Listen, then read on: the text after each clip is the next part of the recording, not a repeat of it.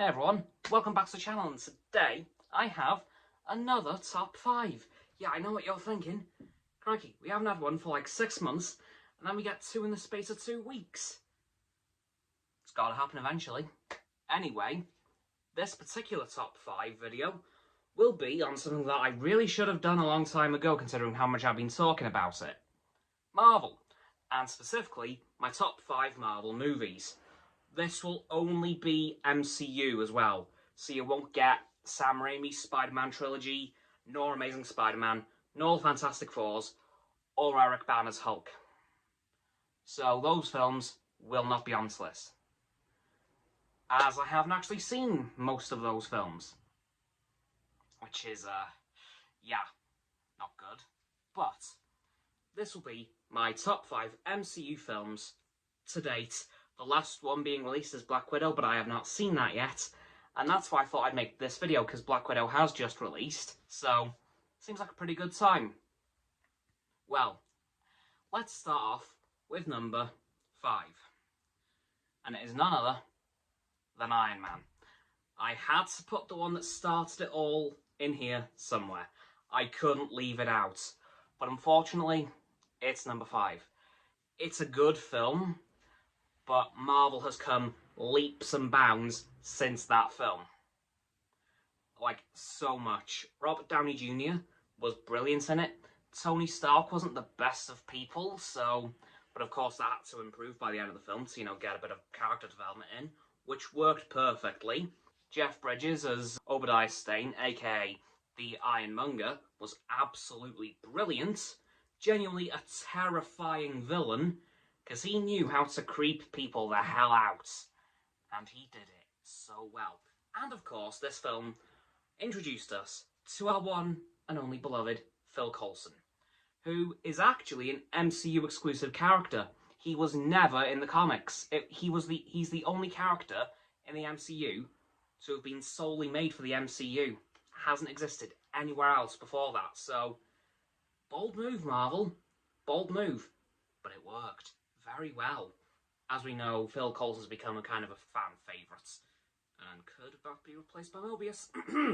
Anyway, that is why Iron Man is number 5, because it's a good film, but Marvel's come a long way since that point.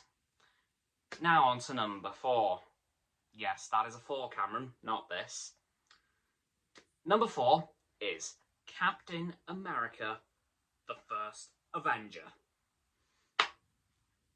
I love this film. As anyone who knows me from school, I was a massive World War II history nut. Because GCSE history, in my high school, was all World War II. And this film being based 99% of the time in World War II, except for the end credit scene, I love it. And of course, it introduced us to our one and only fan favourite, Steve Rogers' Captain America. And that film actually became 10 years old a few days ago. So, yeah, love the film, love Steve, especially his character development from, basically a showman to actual captain of the army. It's kind of nice to see that, he went from a stage monkey to that. So, love Captain America, love all the characters in it, love Howard, very much like his son. Like I say, father like son. Peggy is just an absolute beast. She is insane, and I love it. And Bucky, it's Bucky. What else is there to say about him? But yeah, that is my number 4 pick for my favourite MCU film of all time. Now on to number 3. Got the number right this time. Spiderman Homecoming. Now, if any of you know me IRL, you know I love some Spider-Man. He is my favourite superhero of all time. And when I saw him swing into frame in Captain America Civil War, I was very happy. I saw him grab Steve's shield and I thought, that's a web. And I was like, oh my god, oh my god, oh my god, oh my god, oh my god. But that's not the topic of discussion here. Homecoming. Absolutely brilliant first solo outing for Spider-Man in the MCU. We got to know so much about Spider-Man's personal life, it was unreal. We saw the struggles he had to go through, maintaining his personal identity in school and having to be Spider-Man at the same time, which we have never seen all that much in other Spider-Man films previous. It was very easy for those versions of Spider-Man to keep them separate, but this Peter, we saw the struggles that he had to go through to be in school and be Spider-Man, sometimes at the same time, because, of course, the trip to Washington, D.C. meant he had to Spider-Man up to save his friends, otherwise they'd have all died in the, left in the Lincoln Memorial, I think it was. I'm not too sure. Sorry, America. Ugh. But, yeah, this film was just a massive struggle for Peter, and of course, his love interest in the film, Lizzie, well, her dad is the main villain. The Vulture, played by the magnificent Michael Keaton, aka Birdman from The Watchmen, and Batman. Yeah. Yes, Michael Keaton has played 3 characters that have a flying animal motif. The Vulture, Birdman, and Batman. That's impressive, but as I said, I love this film. There is no two ways around it. I absolutely love the thing. So, that is why it's my number 3 pick. I know what you're thinking. If that's number 3, what's 2 and 1? Well, speaking of number 2, Avengers Infinity War. This film was a masterpiece. It was so good. Like, it showed how badly the Avengers had split. Like, we knew it was going to be a massive falling out, but we weren't expecting them not to straight up talk to each other for 2 years.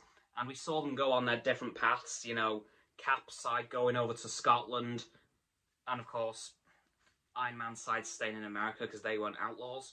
And when Thanos arrived, you just saw that none of them were prepared at all. And then when they finally came back together, well, we know how that ended. Half the universe got wiped out in one go. And this film, it was so sad, but so good. And that is why it's my number 2 spot. I've loved all the actors in this film. They all did amazing, so that's why it's my number 2 pick. Anyway, on to the 3 honourable mentions. I'm not going to go over too much about these. I'm just going to say what they are, basically. My number 3 honourable mention is Thor Ragnarok. Now, this film is absolutely hilarious. It is the most recent Thor film to date. I know Love and Thunder's on its way at some point. Please be soon. But I love this film. It's so funny. It is just as if Taika Waititi said, okay, the first 2 Thor films were extremely serious. Let's change that a bit. And he did. And made it, frankly, one of the funniest MCU films I have ever seen.